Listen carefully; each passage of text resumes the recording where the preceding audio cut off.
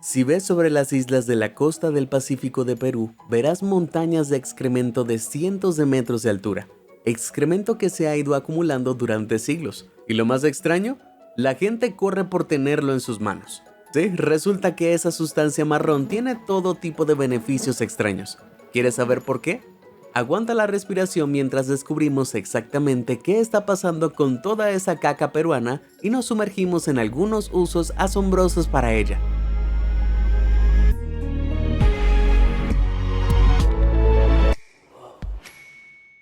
Antes de entrar en los detalles peliagudos, debes saber una cosa.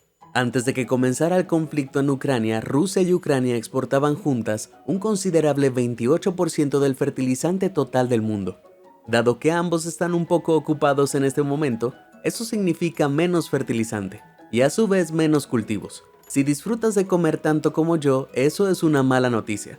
Pero un país que no está entrando en pánico es Perú.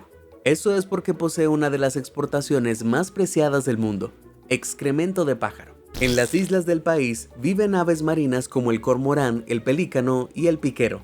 Alrededor de 4 millones de aves cubren cada parte disponible de las islas, donde construyen sus nidos. Estos animales se dan un festín con las deliciosas anchoas saladas del mar, y luego las defecan en, como lo llaman, el Independent. Un cóctel sucio y potente. Suena delicioso. Otros trozos pegajosos como cáscaras de huevo rotas y los cuerpos podridos de aves desaparecidas hace mucho tiempo también entran en la mezcla, y el resultado final es una sustancia rancia que llamamos guano. Rancio pero útil. Verás, está repleto de nitrógeno que estimula el crecimiento de las hojas en las plantas, fósforo que ayuda al desarrollo de las raíces y potasio que mantiene toda la planta saludable. Pero bueno, los pájaros están por todas partes. ¿Qué tiene de especial el excremento en Perú? Bueno, todo se debe a su clima único. Las lluvias son escasas, así que los nitratos que contiene no se evaporan ni se eliminan, dejándolos secar al sol. Y con la gran cantidad de pájaros que habitan las islas, hay grandes montañas de guano por todas partes. Hay tanto que se ha registrado montones de 60 metros de profundidad. Eso es más alto que la columna de Nelson en Londres. Con todo esto, Perú se ha convertido en el mayor productor mundial de guano, con un valor estimado de 1.100 millones de dólares anuales. Sin embargo, incluso con este alto precio, la mayor parte del guano se conserva en el país para el millón de agricultores orgánicos del Perú. Esto tampoco es una moda nueva. El uso del guano en la agricultura se remonta a los pueblos indígenas prehispánicos. La palabra guano proviene del idioma quechua de los incas, que lo llamaban huanu, que significa estiércol. Tiene sentido. La descripción más antigua de su uso data de 1604, aunque sin duda se utilizaba mucho antes. El cronista inca Garcilaso de la Vega describió una miríada de aves que dominaban las islas del Perú. Su estiércol era tan valioso que los reyes incas prohibían a cualquiera de molestar a las aves, bajo amenaza de ejecución. Ahora bien, quiero que quede constancia de que no apruebo eso, pero este enfoque estricto significó que los incas mantuvieron efectivamente su suministro de guano, lo usaron como fertilizante y alimentaron su imperio durante siglos. Sin embargo, cuando llegaron los europeos, comenzando por España en el siglo XVI, estaban tan ocupados tratando de encontrar oro y plata que ignoraron por completo el guano. Así que su comercio continuó entre los pueblos indígenas justo bajo las narices de los españoles. No fue hasta cientos de años después que el primer europeo se dio cuenta de su valor, el explorador prusiano Alexander von Humboldt. En 1804 estaba paseando por los muelles de Perú, pero no podía dejar de estornudar. Resultó que el culpable era un montón de barriles llenos de estiércol rico en amoníaco. Curioso, preguntó por ellos, y al darse cuenta del potencial del guano, se llevó una muestra a Europa y se la entregó a los químicos para que la analizaran. Ahora, en el año 1821, cuando Perú declaró su independencia de España, desafortunadamente no había mucho que celebrar en el país. Perú estaba sumido en el caos. La gente estaba dividida. Casi no había infraestructura y la política era tan estable como un bol de gelatina. Además, el país estaba endeudado con los bancos británicos que habían ayudado a financiar la revolución. Todo parecía perdido hasta 1840, cuando el químico alemán Justus von Liebig confirmó que el guano peruano era un fertilizante fantástico. Además, ese año se encontró en las Islas Chincha, en la costa sur del Pacífico, la pila de guano más grande del mundo en ese momento, de más de 45 metros de altura. Mientras tanto, los agricultores de toda Europa y los Estados Unidos estaban tratando de encontrar nuevas formas de alimentar a su población en constante crecimiento. Se corrió la voz del lodo milagroso de Perú y pronto las empresas británicas acudieron en masa a las islas de Chincha y Ballestas con la esperanza de hacerse asquerosamente ricas, literalmente. Sin embargo, enviar guano no era fácil. Olía mal, pudría la madera de los barcos, corroía el hierro y el acero sin pintar y tenía una tendencia a sobrecalentarse y prenderse fuego. ¡Oh, suena maravilloso! Pero nadie se desanimó. El resto de Europa siguió pronto su ejemplo y luego Estados Unidos, que incluso aprobó la ley de las Islas Guano en 1856, que permitía a los estadounidenses reclamar guano de más de 100 islas deshabitadas en el Pacífico y el Atlántico. Es bueno que Estados Unidos haga leyes para otros países. En la década de 1860, las empresas chilenas también se unieron a la búsqueda y extendieron sus operaciones mineras a la costa boliviana, aunque veremos más de eso adelante. El boom duró desde 1840 hasta 1870 y vio la extracción de 12 millones de toneladas de guano, todo en conjunto valorado en la asombrosa suma de 500 millones de dólares. Si buscas algo tan valioso, ¿sabes qué debes hacer? Presiona los botones de me gusta y suscríbete para estar al día con datos que valen su peso en guano. Ahora manos a la obra. Con todo ese dinero o estiércol, Perú pudo empezar a pagar su deuda y los empresarios e inmigrantes acudieron en masa a la capital, Lima, convirtiéndola en una ciudad cosmopolita y bulliciosa. Pero el desarrollo del guano tuvo un gran problema. La mayoría de los peruanos nunca vieron ninguno de sus beneficios. Es cierto que se construyeron y modernizaron ferrocarriles y otros proyectos públicos, pero no fue suficiente para mantener la economía creciendo a un ritmo decente. La mayor parte del dinero quedó en manos de la élite adinerada de Lima, mientras que regiones como la Sierra y la Amazonía quedaron pobres y aisladas del progreso. Como si eso no fuera suficientemente malo, a medida que aumentaba la demanda, se trajeron trabajadores de China para cosechar guano, donde enfrentaron condiciones de esclavitud, discriminación y tuvieron que ganar lo suficiente para su transporte y alojamiento, antes incluso de obtener ganancias. La forma en la que se extraía el guano también era un desastre medioambiental. Los mineros invadían las islas, ignorando por completo las épocas de cría, construyendo hábitats e incluso matando aves para acceder al material. Y a pesar de que la producción de guano crecía año tras año, la recolección imprudente condujo a la degradación del preciado suministro de las islas. Este no fue el único horror que trajo consigo la caza del guano. Al ver la costa de Bolivia cubierta de excremento, Chile quiso un trozo del maloliente pastel, y no aceptaron un no por respuesta. El 14 de febrero de 1879, las fuerzas chilenas invadieron el puerto boliviano de Antofagasta. Las cosas se agravaron aún más el 5 de abril, cuando Chile declaró oficialmente la guerra a las fuerzas aliadas de Bolivia y Perú, lo que dio lugar a la Guerra del Pacífico. Aunque hubo muchos factores en juego, lo que se redujo a 3 países peleando por enormes pilas de excremento. La brutal guerra duró 5 años, y al final Chile resultó claro vencedor. Bolivia perdió el acceso a su costa y se convirtió en el país sin salida al mar que sigue siendo hasta el día de hoy. Mientras tanto, Perú terminó exactamente como había sido antes de su independencia, endeudado. Y en la década de 1880, años de explotación descontrolada habían dejado sus islas vacías, sin dejar nada con lo que el país pudiera reconstruir su economía en ruinas. Todo suena bastante sombrío para Perú en este momento, ¿no?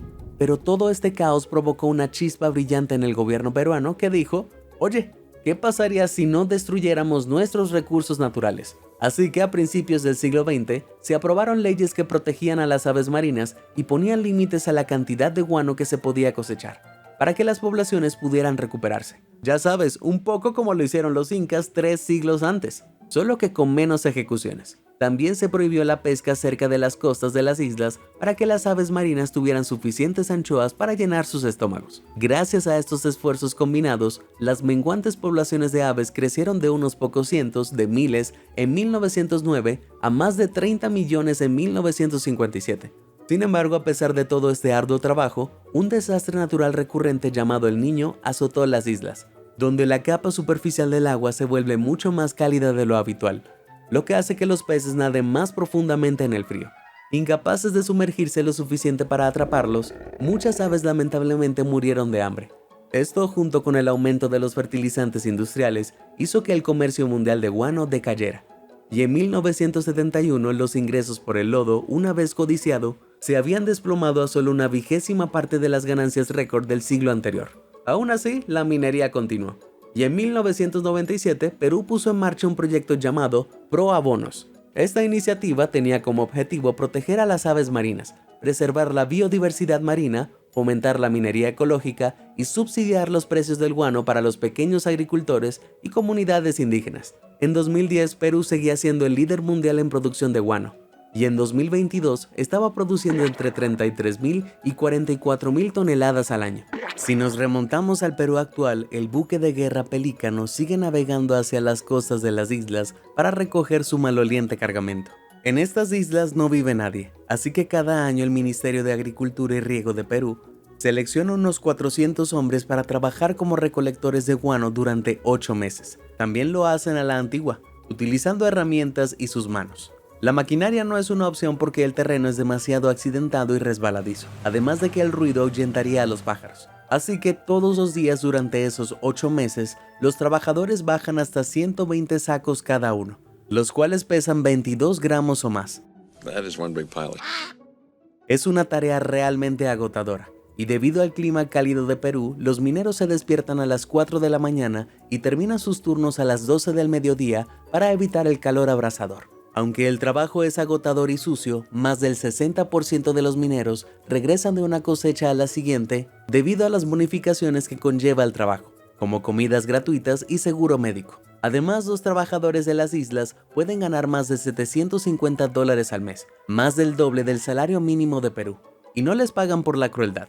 La forma en que se extrae el guano es mucho más sostenible que en el siglo XIX. Las islas solo se eligen después de una evaluación por parte de biólogos para garantizar que no haya nidos de aves, y el trabajo suele limitarse a un par de islas. Sin embargo, los cazadores furtivos son un problema, ya que se sabe que matan a 200 animales o más en una noche para vender la carne a bajo precio. Debido a esto, un guardia hace guardia en todo momento. Los agricultores peruanos prefieren utilizar guano, ya que muchos de ellos no pueden permitirse comprar fertilizantes químicos. Pero incluso con todo ese guano que se extrae, todavía no es suficiente para los 2.4 millones de pequeños y medianos agricultores peruanos. Aproximadamente la mitad de ellos todavía tienen que depender de fertilizantes importados para mantener sus cultivos en crecimiento.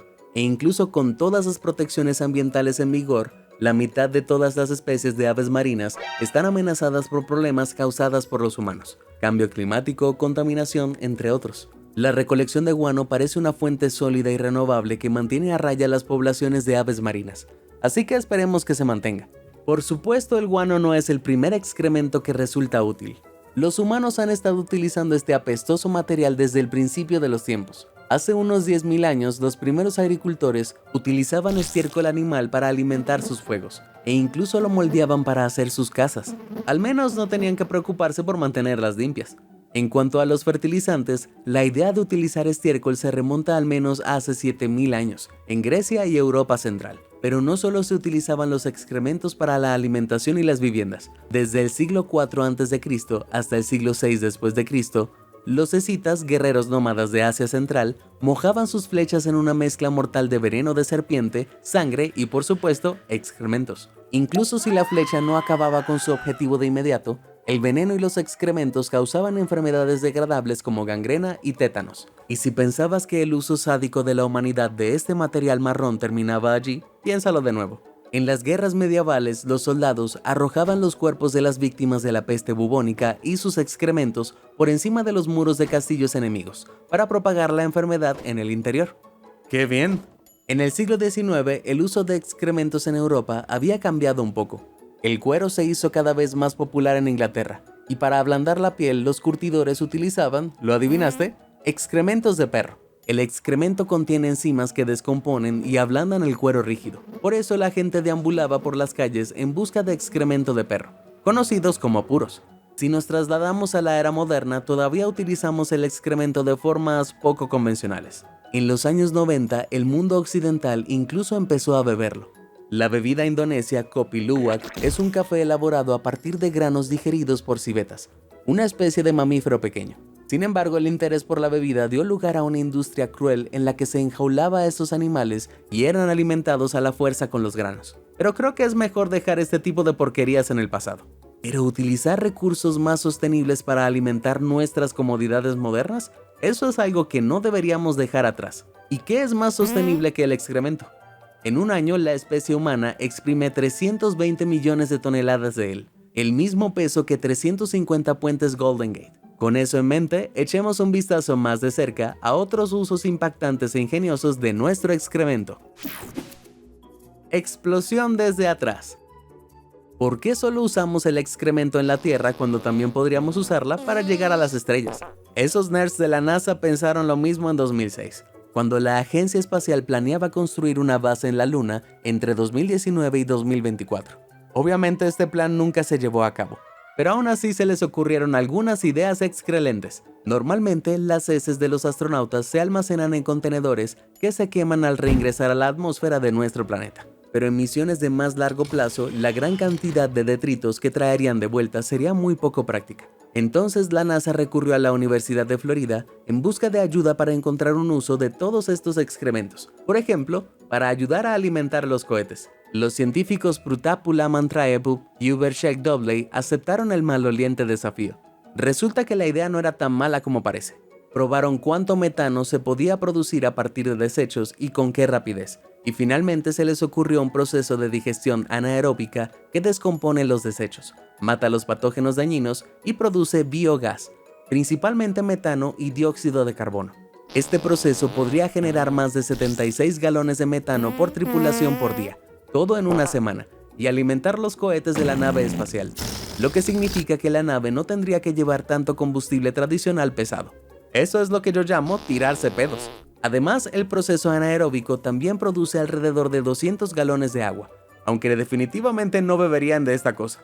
En lugar de eso, se dividirían en hidrógeno y oxígeno para el aire de reserva de la nave espacial. ¿Quién lo hubiera pensado? Sin embargo, la NASA no era el único grupo de nerds espaciales que intentaba convertir el excremento en algo útil. La Fundación Inspiration Mars tenía planes ambiciosos para llegar a Marte en 2018, luego en 2021, y ahora quién sabe. Verás, su hipotética misión se enfrentó a algunos problemas complicados, como proteger a la tripulación de los peligrosos rayos cósmicos del Sol, que podrían aumentar su riesgo de cáncer en un 3%. Otro problema es que irónicamente en el espacio no hay mucho espacio. Se necesita mucho espacio para la comida y el agua, y cuando la tripulación hace sus necesidades, también hay que almacenarlas en la nave. Entonces, Inspiration Mars decidió atar dos cabos sueltos a la vez, revistiendo las paredes de la nave espacial con una barrera protectora de 38 centímetros de espesor de comida, agua y excremento. Obvio, al comienzo de la misión la nave estaría repleta de bolsas de comida y agua. A medida que transcurriera la misión de 501 días y la tripulación comiera y bebiera sus provisiones, las bolsas vacías se llenarían con sus excrementos. El investigador Taber McCallum explicó que, después de que los astronautas hicieran sus necesidades, sus desechos se embolsarían, se deshidratarían y luego se usarían como escudo contra la radiación.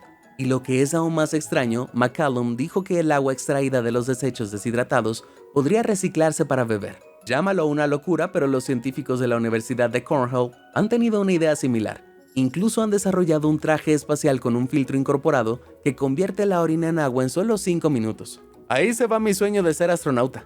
Usar agua para protegerse de los rayos tampoco es una idea completamente loca, ya que es rica en hidrógeno, que bloquea la radiación de neutrones y lo mismo ocurre con la orina.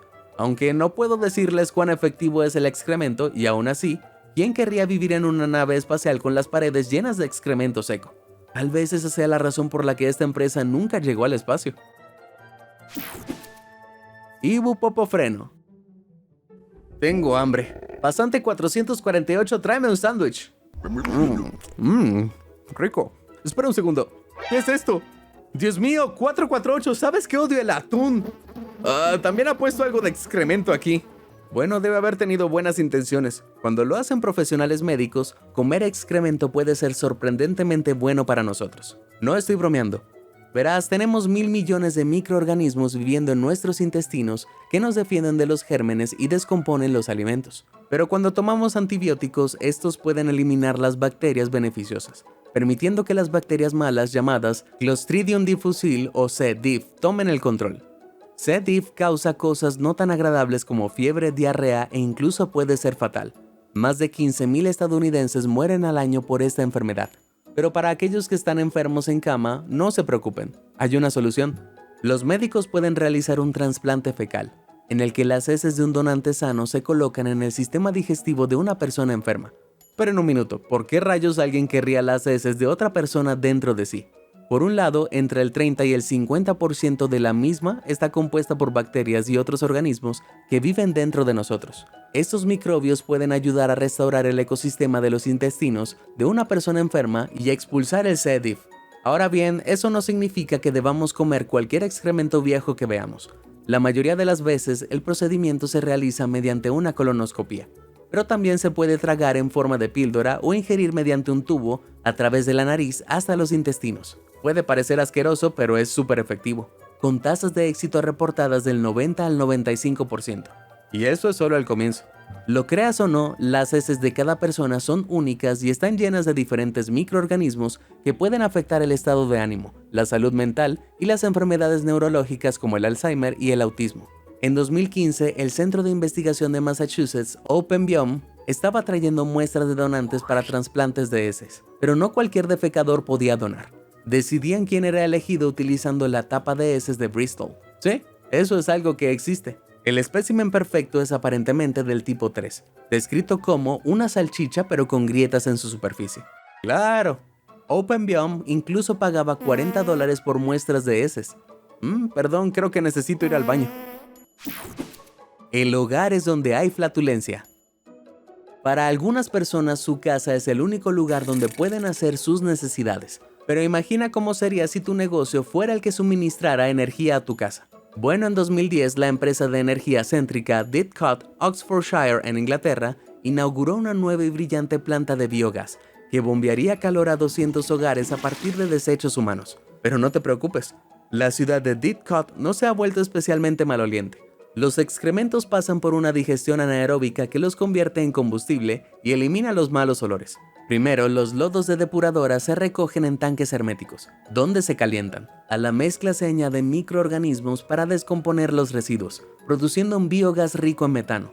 Ahora este metano se purifica y se quema en una turbina de combustión, convirtiendo la energía almacenada en metano en electricidad.